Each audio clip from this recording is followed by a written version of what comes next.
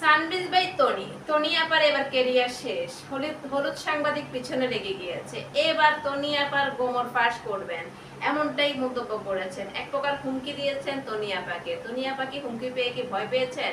আপনার কোনো প্রতিক্রিয়া দেখছি না, কোনো রিয়েকশন দেখছি না, কেন আপা আপনি কি ভয় পেয়েছেন? অবশ্যই ভয় পাওয়ারই কথা। আকাশ টিভির জার্নালিস্ট একটা পোস্ট করেছে, প্রথমে লিখেছেন শোনেন তাহলে, রাতে ছোট বোন শানু বলেছিল যে মহিলা সারাদিন বগলের নিচে ওষুধ বিক্রি করে, সে বর্ষা চৌধুরীকে সাপোর্ট দিবে, চুপ থাকতো। মানে এটা বলা যায় সে বগলের তলে ওষুধ বিক্রি করে, সে বর্ষা চৌধুরী কি সাপোর্ট দিবে? আবার বলেছে আমি বললাম একজন আওয়ামী যুব মহিলা লীগের হত্যার মামলার আসামিকে সাপোর্ট দিলে আমিও দুদকের অনুসন্ধান নেমে পড়বো। দুদকের একজন গার্মেন্টস কর্মী থেকে দুই কাপড় পরে আসা, হোটেলে ডান্স করে এক সচিব বুড়ো বেটাকে পটিয়ে টাকাওয়ালা হলে আমার কি যায় আসে?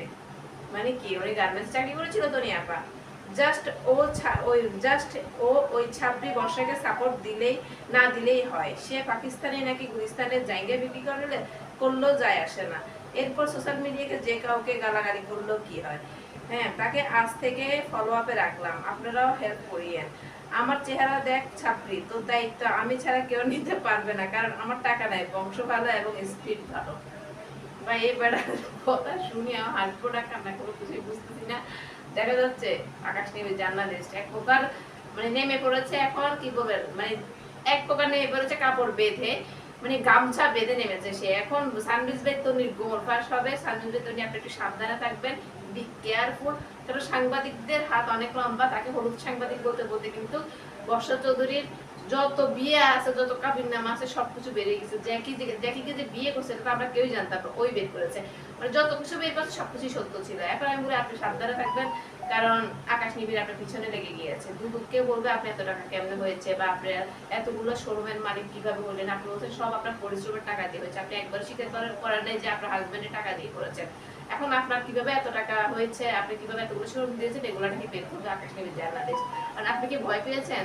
আপনার কোনো রিয়েকশন পাচ্ছি না, আপনার কোনো প্রতিক্রিয়া দেখছি না। অবশ্যই আপনার রিয়েকশন এবং প্রতিক্রিয়ার জন্য আমরা অপেক্ষায় আছি।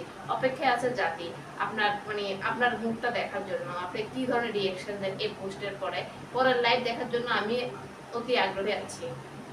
এখন দেখলাম লাইভের মধ্যে আকাশ নিবিড়কে নিয়ে যদি কেউ কমেন্ট করে আপনার মডারেটর ডিরেক্ট করে দিচ্ছে।